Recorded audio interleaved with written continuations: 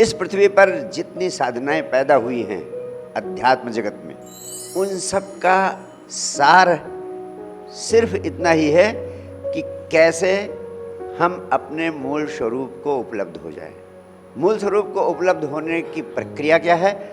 हम कैसे जो वास्तव में हम हैं, अपनी चेतना, अपना होश, अपना ध्यान अपनी चेतना में स्थित कर दें, स्वयं में स्थित कर दें।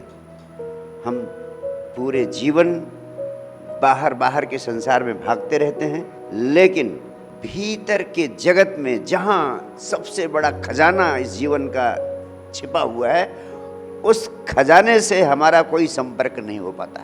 सारी आध्यात्मिकता का सार सिर्फ इतना है कि आपकी यात्रा अंतर यात्रा हो जाए, यानी भीतर की ओर हो जाए। और इस भीतरी यात्रा को हम कभी नहीं उपलब्ध हो पाते हैं। हम धर्म के नाम पर भी, अध्यात्म के नाम पर भी बाहर बाहर ही भागते रहते हैं सारी दुनिया में। सारांश में सारी साधना का प्राण है कि आपकी चेतना स्वयं में स्थित हो जाए।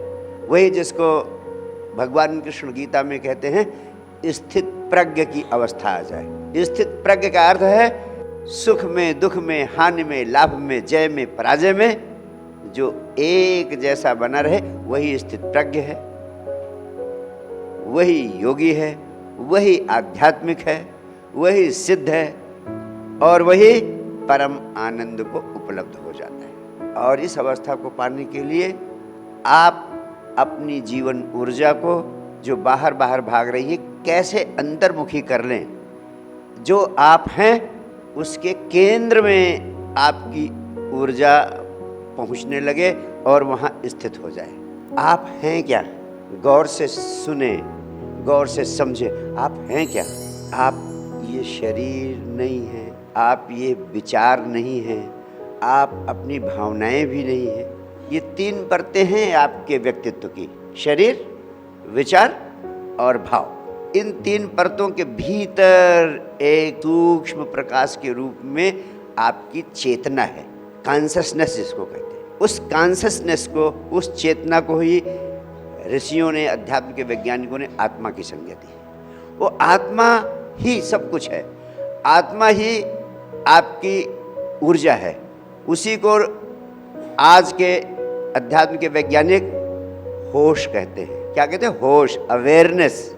उसी को जागरूकता कहते हैं। चाहे उसे जागरूकता कहें, चाहे उसे सजगता कहें, चाहे उसे अवेयरनेस कहें, चाहे उसे चेतना कहें, चाहे उसे आत्मा कहें, वो आपके सारे जीवन का केंद्र है। यानी आप वास्तव में वही हैं, लेकिन आप उस चेतना में स्वयं में स्थित नहीं हो पाते हैं। स्वयं में स्थित हो जाना ही स्वस्थ हो जाना है। जो स्वयं में स्थित हो जाए, स्वयं में आप कभी स्थित होते ही नहीं।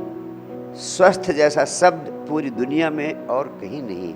ये आध्यात्मिक मनीषा का, भारतीय मनीषा का चरम बिंदु है, परम उत्कर्ष है। दुनिया में हेल्थ है, हीलिंग है, तमाम सारी चीज़ें हैं, ट्रीटमेंट है, क्योर है, लेकिन स्वस्थ जैसा कोई वर्ड, कोई शब्द दुनिया में कहीं नहीं। तो सारे अध्यात्म का सार है कि कैसे आप स्वयं में स्थित हो जाएं, स्वस्थ हो जाएं।